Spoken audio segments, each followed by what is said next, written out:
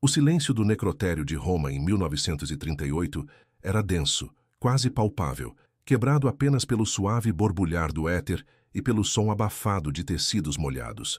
O anão albino, de nome Elias, movia-se com a precisão de um cirurgião e a reverência de um monge, limpando o corpo pálido do padre Anselmo. Cada fibra de seu ser, cada movimento de suas mãos pequenas e calejadas, era ditada por anos de familiaridade com a morte. Seus olhos vermelhos, contrastando com a pele leitosa e os cabelos brancos, examinavam a face serena do padre, buscando vestígios de uma vida que acabara de se esvair. Um arrepio percorreu Elias quando, sem aviso, os olhos do padre Anselmo se abriram, um azul vívido irrompendo na mortalha da pele. Um grito silencioso se formou na garganta de Elias, um eco de terror primordial que o paralisou, enquanto o impossível se desenrolava diante dele. Roma, 1938. Uma cidade eterna, agora à beira de uma nova era de sombras, vivia seus dias sob o regime fascista, onde a grandiosidade arquitetônica escondia a crescente tensão social e política.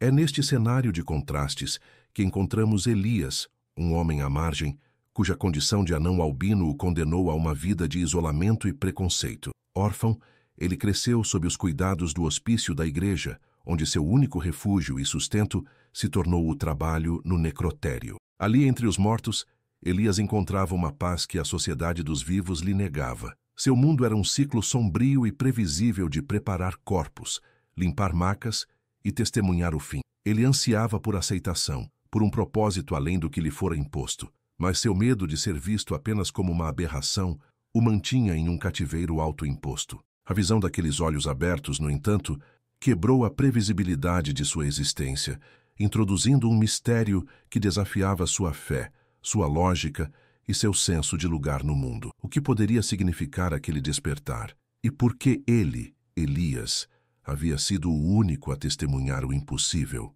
O chamado para algo maior, algo terrível ou talvez divino, havia sido feito. Comente de qual cidade você está assistindo esta história. O rangido das portas do necrotério ecoava na fria sala, um som familiar que geralmente anunciava a chegada de mais um corpo. Mas, naquela noite, o som soou diferente para Elias.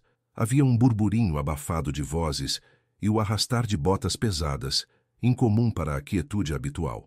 Quando a porta se abriu completamente, revelou não um caixão, mas um grupo de 4 homens vestidos com ternos escuros e chapéus, seus rostos sombrios e expressões fechadas.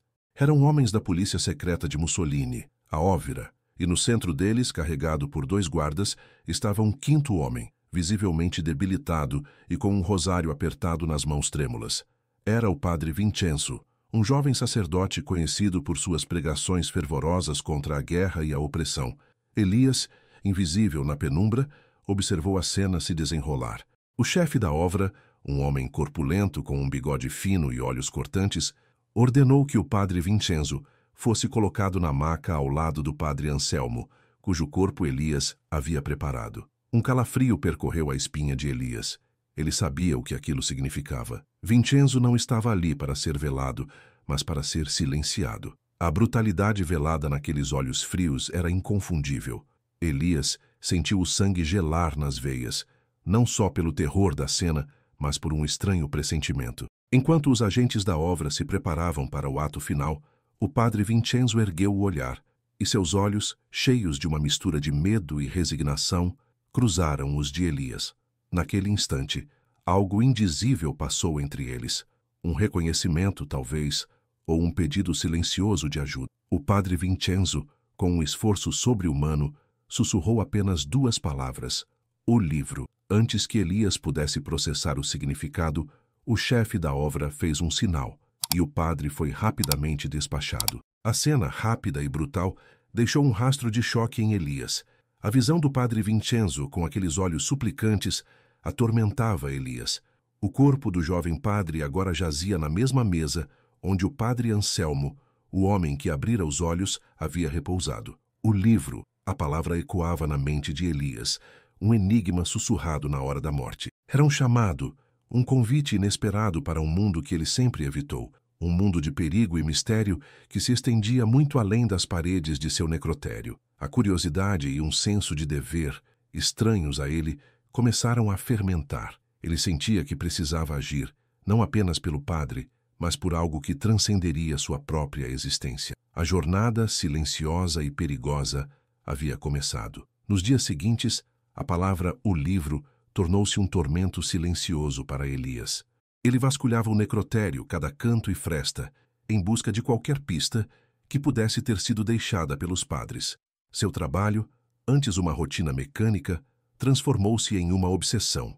A cada toque em um objeto, a cada limpeza, ele sentia a urgência de desvendar o mistério. A obra, ele sabia, estaria de olho. O regime não tolerava a dissidência, e a morte do padre Vincenzo era um aviso claro. A primeira pista surgiu de forma inesperada. Enquanto preparava o corpo do padre Anselmo para o funeral, Elias notou um pequeno crucifixo de madeira em suas mãos, algo que não havia percebido antes. Ao examiná-lo, percebeu que a parte inferior era removível. Dentro, um pedaço de papel amassado revelava uma data e um local. 12 de maio, Catacumbas de Santa Priscila. Era uma mensagem antiga, claramente não endereçada a ele, mas a urgência em seu coração o impelia a seguir. A informação parecia uma relíquia do passado do padre Anselmo, mas Elias sentia que o livro de Vincenzo poderia ter alguma conexão. Sua condição de anão albino, que sempre o relegara às sombras, agora se tornava uma espécie de disfarce. As pessoas tendiam a ignorá-lo, a não vê-lo como uma ameaça ou sequer como um indivíduo capaz de percepções complexas.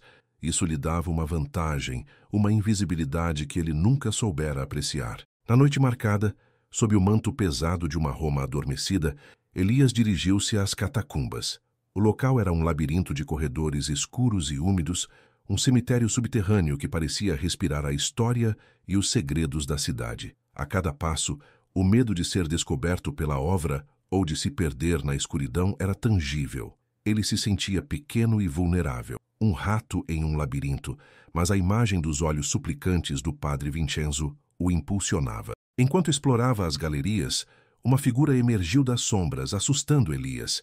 Era uma mulher idosa, pequena e magra, com um lenço cobrindo a cabeça e um olhar penetrante. Ela carregava uma lanterna e um buquê de flores murchas. Era a irmã Sofia, uma freira de um convento próximo, conhecida por sua dedicação em cuidar dos túmulos dos mártires cristãos. Ela observou Elias com uma mistura de surpresa e curiosidade, seus olhos fixos na peculiaridade de sua aparência. "Você também busca as verdades que a luz do sol esconde?" perguntou ela, sua voz rouca, mas firme. Elias hesitou, desconfiado, mas havia algo na irmã Sofia que transmitia uma estranha confiança. Ele, hesitante, mencionou o padre Anselmo e a mensagem secreta. A irmã Sofia revelou ser uma aliada inesperada. Ela conhecia o padre Anselmo e o padre Vincenzo. Contou que eles faziam parte de um grupo clandestino que tentava preservar documentos e obras de arte que o regime fascista queria destruir ou censurar.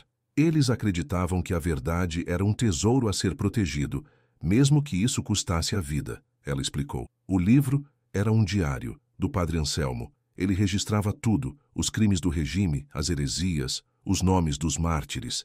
É um mapa, um testamento, um perigo. Sofia revelou que o padre Anselmo havia escondido o diário em um local secreto nas catacumbas, conhecido apenas por ele e Vincenzo. Mas a obra também o procura, ela alertou. Eles sabem que o livro existe, e se você for encontrado com ele, será o próximo. O peso das palavras de Sofia caiu sobre Elias como uma pedra. Ele estava agora no centro de uma conspiração perigosa, seu destino entrelaçado com o de homens corajosos que desafiavam um regime brutal. O preconceito que sempre o acompanhara, a forma como era visto como diferente, agora se desvanecia diante da iminência do perigo. Elias não era mais apenas o anão albino do necrotério. Ele era um guardião de segredos, um elo vital em uma corrente de resistência. O medo ainda estava lá, mas algo mais forte, uma determinação silenciosa, começou a crescer em seu peito. A irmã Sofia, com sua sabedoria e coragem, havia se tornado seu primeiro e crucial aliado. Juntos, eles teriam que desvendar o enigma do livro antes que a obra o fizesse. A busca pelo livro tornou-se uma corrida contra o tempo, uma sombra constante que pairava sobre Elias. A cada dia que passava, o perigo parecia se intensificar. A irmã Sofia e Elias haviam passado horas explorando as catacumbas, seguindo pistas sutis deixadas pelo padre Anselmo, como marcas em paredes de nichos funerários ou pequenos símbolos gravados em pedras. O tempo era escasso e a ansiedade corroía Elias. Uma noite, enquanto Elias retornava ao necrotério, o medo que ele havia tentado conter se materializou. A sala estava revirada, gavetas abertas e papéis espalhados. Era óbvio que a obra havia estado ali. Seu coração disparou. Sabiam que ele estava procurando. Sua única sorte era que o crucifixo e o papel com a data haviam sido guardados em seu bolso. Na manhã seguinte, um aviso velado foi entregue a Elias por um dos zeladores do hospício, um homem de semblante cansado que sussurrou: "Cuidado, Elias. Eles perguntaram por você. Pessoas como nós somos facilmente esquecidas." Elias sentiu o peso da ameaça. Ele era um alvo. A sua marginalização, antes uma proteção, agora era uma fraqueza que a obra poderia explorar. A irmã Sofia, ao saber do ocorrido, insistiu para que ele fosse cauteloso. "Eles querem o livro, Elias, e farão qualquer coisa para obtê-lo, até mesmo usá-lo." O medo e a pressão começaram a erodir a confiança de Elias. Ele se questionava se estava à altura da tarefa, se sua fragilidade física e sua natureza reclusa o tornavam um peso para a causa. O trauma de ser sempre o diferente, o anão albino, ressurgia, minando sua recém-descoberta coragem. Ele pensou em desistir, em simplesmente desaparecer na multidão e deixar o livro ao seu destino. A tentação de retornar à sua existência anônima era forte. Foi então que um evento brutal o empurrou para o abismo. Enquanto Elias e a irmã Sofia se reuniam secretamente em uma capela abandonada nas proximidades das catacumbas, a porta se abriu abruptamente. O chefe da obra, o mesmo homem que havia despachado o padre Vincenzo, estava ali, acompanhado por vários agentes. Eles haviam seguido a irmã Sofia. A irmã Sofia, com uma coragem inabalável, colocou-se à frente de Elias, tentando protegê-lo. "Ele não sabe de nada," ela bradou, sua voz ecoando na pequena capela. Mas o chefe da obra apenas sorriu, um sorriso cruel que não alcançava seus olhos. "Ah, mas eu acho que ele sabe mais do que imagina, velha. E você também." Sem piedade, eles a agarraram. Elias assistiu impotente e horrorizado, enquanto a irmã Sofia era arrastada para fora, seus gritos se tornando abafados à medida que era levada. Antes de ser completamente levada, seus olhos se encontraram com os de Elias uma última vez, e em seu olhar ele viu não apenas medo, mas uma chama de esperança. Ela havia se sacrificado por ele. Elias ficou paralisado na capela, o eco dos gritos da irmã Sofia e o arrastar dos passos dos agentes da obra ainda ressoando em seus ouvidos. A luz fraca da única vela que restava oscilava, lançando sombras dançantes que pareciam zombar de sua impotência. Ele havia perdido seu único aliado, e a culpa o consumia. Por que ela se sacrificara por ele? Um ser que a sociedade considerava insignificante. As dúvidas e o medo se transformaram em uma onda avassaladora de desespero. O que ele poderia fazer sozinho contra um sistema tão implacável e cruel? A ideia de abandonar tudo, de se esconder e esquecer o livro, ressurgiu com uma força ainda maior. No entanto, em meio ao turbilhão de emoções, algo se acendeu em Elias. Não era raiva, mas uma determinação fria e inabalável. O olhar da irmã Sofia, aquele lampejo de esperança em seus olhos, não era um pedido para que ele desistisse. Era um chamado para continuar, para que o sacrifício dela não fosse em vão. A dor da perda se transformou em um combustível, uma força que ele nunca soubera que possuía. Ele não era mais apenas o anão albino do necrotério, o rejeitado. Ele era o último elo de uma corrente, o último guardião da verdade. A missão que antes parecia um fardo, agora era um propósito. A covardia deu lugar a uma coragem silenciosa, nascida da perda e do desespero. Ele sabia que não podia falhar. Não podia permitir que o livro caísse nas mãos erradas. A morte do padre Anselmo, o sacrifício do padre Vincenzo e agora o desaparecimento da irmã Sofia, tudo apontava para a mesma direção. Havia uma verdade ali, uma verdade poderosa o suficiente para que o regime a quisesse silenciar a qualquer custo. Elias, o homem que sempre viveu à margem, estava prestes a mergulhar de cabeça no coração da tempestade. O abismo o havia engolido, mas ele emergiria transformado. A busca pelo livro não era mais apenas uma tarefa, era uma questão de honra, de vingança e de redenção. A perda da irmã Sofia foi o catalisador que Elias precisava. A dor e a raiva se cristalizaram em uma resolução férrea. Ele não tinha mais medo de ser visto, de ser notado. A invisibilidade que o protegia antes, agora parecia uma afronta à memória de seus aliados. Ele passava as noites nas catacumbas, não mais com hesitação, mas com uma dedicação implacável. Cada túmulo, cada inscrição, era examinado com uma nova acuidade. O livro, ele percebeu, não estaria à mostra. Estaria escondido de forma a se integrar ao próprio ambiente das catacumbas, um local que o padre Anselmo conhecia como a palma da mão. Ele se lembrou de uma conversa antiga, ouvida por acaso, sobre como o padre Anselmo, em seus tempos de estudante de História da Arte, havia documentado a iconografia dos primeiros cristãos nas catacumbas. Ele não procurava um esconderijo, mas uma parte do próprio tecido histórico daquele lugar. A epifania veio enquanto Elias estava em frente a um nicho funerário particular, adornado com um afresco desbotado de uma pomba. Ele se recordou de uma das pregações do padre Anselmo sobre a pomba da paz que esconde o segredo do evangelho. Havia algo estranho na pedra de base do nicho. Ao tocá-la, sentiu uma leve irregularidade. Com um esforço, Elias conseguiu remover a pedra, revelando um pequeno compartimento oculto. Lá dentro, envolto em um tecido de linho antigo, estava um volume de capa de couro escurecida pelo tempo. O livro. Elias abriu-o com mãos trêmulas. Era o diário do padre Anselmo, meticulosamente escrito em latim e em um dialeto romano antigo que Elias, para sua surpresa, conseguia decifrar graças aos anos de leitura de documentos eclesiásticos no hospício. As páginas revelavam uma trama sombria e chocante. O padre Anselmo e o padre Vincenzo haviam descoberto evidências de corrupção massiva dentro de setores da própria igreja, que colaboravam com o regime fascista para silenciar vozes dissidentes e desviar fundos destinados à caridade. O livro detalhava os nomes dos envolvidos, as datas, os valores e os métodos usados para intimidar e eliminar opositores. E, mais terrível, continha a verdade sobre a morte de vários padres e líderes comunitários, apresentadas como acidentes ou doenças, mas que, na realidade, foram assassinatos orquestrados pela Ovra, com a conivência de figuras poderosas da Igreja.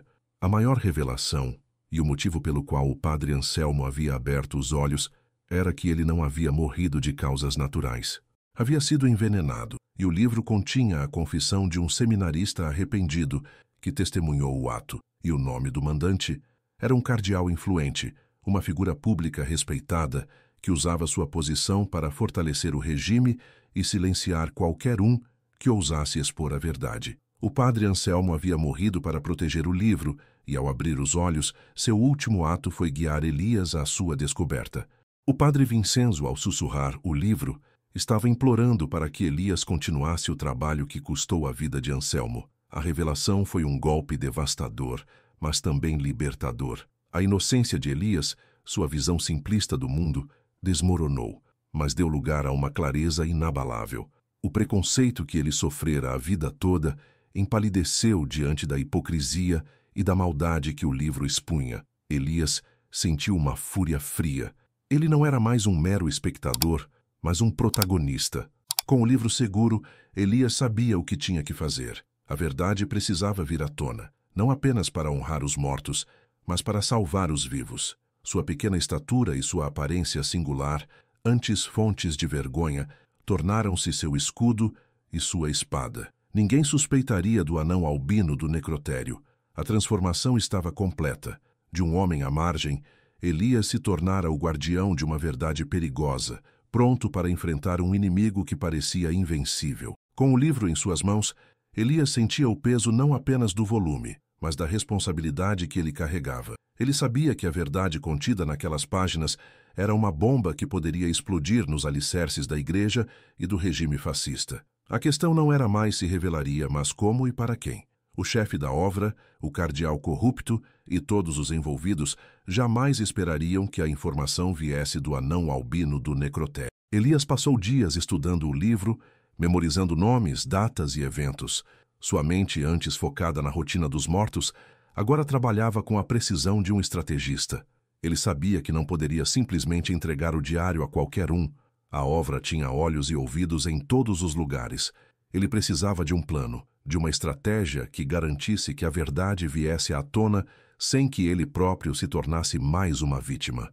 Lembrando-se de uma passagem no diário que mencionava a desconfiança do padre Anselmo em relação aos jornais controlados pelo regime, Elias percebeu que a imprensa local era inviável. No entanto, o diário também mencionava um jornalista estrangeiro, um correspondente americano chamado William Sullivan, conhecido por sua integridade e por desafiar a censura fascista em artigos para jornais nos Estados Unidos. O padre Anselmo havia tentado contatá-lo antes de sua morte. O desafio era encontrar Sullivan e entregar-lhe o livro sem ser interceptado pela obra. Elias, usando a astúcia que a vida nas sombras lhe ensinara, começou a observar a embaixada americana e os hotéis frequentados por estrangeiros.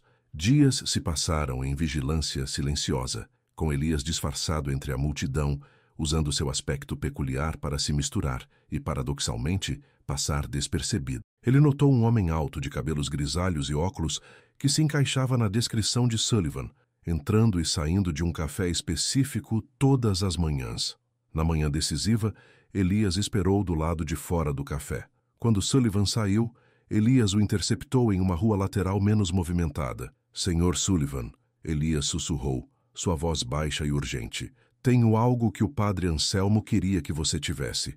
É sobre a verdade." Sullivan, inicialmente desconfiado de um homem tão pequeno e pálido, percebeu a intensidade nos olhos vermelhos de Elias e a seriedade em sua voz. Elias estendeu o livro, envolto em um jornal. "Leia e publique, por eles." Sullivan pegou o volume, sentindo o peso da história em suas mãos. Seus olhos se arregalaram ao ver o título no diário. Ele tentou perguntar mais, mas Elias já se afastava, desaparecendo rapidamente na multidão, deixando o jornalista com o fardo da verdade. O ato foi rápido, decisivo, e o alívio que Elias sentiu foi imenso, mas também misturado com um pressentimento. Ele havia cumprido sua promessa, mas a luta não havia terminado. Nos dias que se seguiram, a notícia da publicação do livro do padre Anselmo na imprensa americana ecoou por Roma. Os artigos de Sullivan, baseados nas revelações de Elias, expuseram a corrupção dentro da igreja e os crimes do regime. A repercussão foi imediata. Houve prisões, investigações e um escândalo sem precedentes que abalou as estruturas de poder. O cardeal foi exposto, o chefe da obra foi destituído e a verdade sobre a morte dos padres veio à tona. A pressão internacional aumentou e a voz dos dissidentes antes silenciada começou a ressoar novamente. Elias, o anão albino do necrotério, observava tudo à distância. Ele não buscava glória ou reconhecimento. Sua redenção estava em saber que as mortes do padre Anselmo, do padre Vincenzo e o sacrifício da irmã Sofia não foram em vão. Ele havia sido o catalisador, o elo improvável que uniu a verdade à justiça. Sua jornada, que começou em um necrotério escuro e frio, o havia levado a um propósito maior, transformando-o de uma figura marginalizada em um herói silencioso. Ele havia encontrado sua voz, não através de palavras, mas através de ações corajosas. A agitação em Roma, desencadeada pelas revelações do livro do padre Anselmo, durou semanas. O cardeal corrupto foi despojado de suas vestes. A obra sofreu uma limpeza interna e o regime fascista, embora ainda no poder, teve sua imagem manchada irremediavelmente aos olhos do mundo. A verdade, antes trancada em um diário e protegida por vidas sacrificadas, havia encontrado seu caminho para a luz. Elias, no entanto, não permaneceu em Roma para testemunhar a plenitude da tempestade que ele havia ajudado a orquestrar. Sua missão estava cumprida. A cidade, que antes lhe oferecia apenas o anonimato das sombras, agora representava um perigo renovado. Ele sabia que, apesar das mudanças, os que ainda detinham poder não esqueceriam facilmente o responsável por tamanho escândalo. Ele encontrou um barco pequeno, que partia de um porto obscuro para Marsella, na França, um lugar onde esperava encontrar um novo começo, longe das intrigas e dos perigos de sua terra natal. Sua partida foi tão silenciosa quanto sua chegada à vida, um sussurro no vento que poucos notaram. Não havia aplausos nem medalhas, apenas o mar à sua frente e a consciência de ter feito o que era certo. Nos anos que se seguiram, à medida que a Segunda Guerra Mundial engolfava a Europa, o nome de Elias se perdeu nas brumas da história. Mas, ocasionalmente, em algum canto esquecido de Roma, alguém se lembrava do anão albino do necrotério, uma lenda sussurrada de um homem pequeno com olhos vermelhos que um dia havia desafiado gigantes. Ninguém sabia ao certo seu destino, mas aqueles que conheceram a história do Padre Anselmo e do livro sabiam que a coragem, por vezes, reside nos lugares mais inesperados e nos corações mais improváveis. Em um mundo onde a escuridão tentava apagar a luz, Elias provou que mesmo a menor das chamas pode incendiar a verdade.